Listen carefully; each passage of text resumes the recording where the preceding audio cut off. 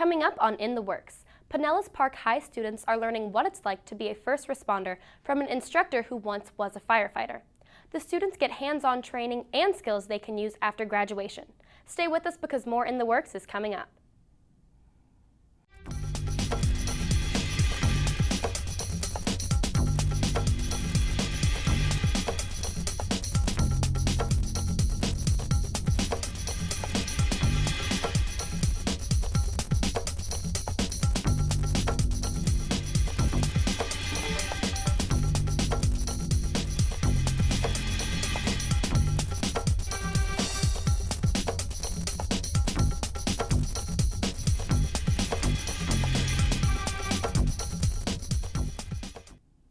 Hello and welcome to In the Works, a show that highlights the very best programs throughout Pinellas County that prepare students for career or college after graduation. I'm Marissa Allen. Each episode will highlight a different career academy, magnet program, or other opportunities for students in the district. Today we're featuring the First Responders program at Pinellas Park High. What would normally cost thousands of dollars, students at Pinellas Park High are getting for free. The First Responders program is advancing students, and come graduation, they'll walk across the stage with more than just their diplomas.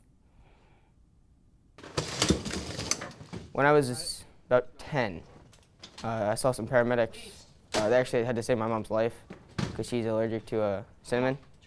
Josh Jacobs says it was in that moment of scare that he knew he'll one day be fighting on the front line. It makes me feel better knowing that my mom will be safe. Thanks to all he's learned in the First Responders program at Pinellas Park High, he and his other classmates say they'll be able to help save lives. We go over CPR as a basic thing. 1, 2, 3, 4. There's a checklist that we have, just like gloves are on, scene is safe, make sure the patient's breathing, and then we start CPR. It's reassuring, it's helpful because sometimes there aren't people that know how to help someone, and it kind of just makes me feel like 15, 16. If there was a situation like that I'd be able to do something. Go! As you can see, it's a hands-on experience, and watching these students suit up is pretty impressive, all aiming to hold the best time. For some it takes less than a minute, and every second counts in case they ever have to respond to a real-life siren. We're going to start a strand which is specifically for firefighting, which is its own discipline. And we hope to develop that into the industry certification known as Firefighter 1, which is the first step to becoming a career firefighter. They can take that industry certification and go become a volunteer firefighter, which is the basic need of a firefighter to even get on a fire truck. So not only are the first responder graduates walking across the stage and receiving a diploma, they're learning a skill that sets them apart from others. We have public safety covered. Criminal Justice Academy on the other side of the building has got the law enforcement side, but the rest of the first responder, emergency management, firefighting, and emergency medical is the rest of the emergency first responder field. I mean, I feel accomplished every time I go to class. He teaches me something new every day. It's a rigorous program, much of the learning taking place in their core classes. They can see, well, I'm learning geometry, but how does that apply to the first responder field? Well, then I take that subject of geometry and talk about how angles of roofs for doing search and rescue or firefighting skills. I feel like that I have a better advantage because I know most of the terms already versus having to learn them straight through college. And thanks to the First Responders program, Josh Jacobs says he'll reach his dreams a lot sooner.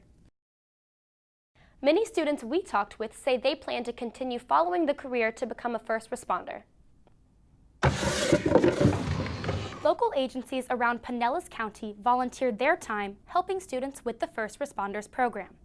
During an annual event called Disaster Day, students take part in a pretend scenario where they treat multiple victims, escort them to the hospital, and assist in search and rescue and technical decontamination. Brad Dykens from Seminole Fire and Rescue offered students his advice on how they can become successful first responders. 1, 2, 3. The First Responder program here in Pinellas Park is awesome. I've been a witness to this program basically from its inception, and I've seen a lot of growth here.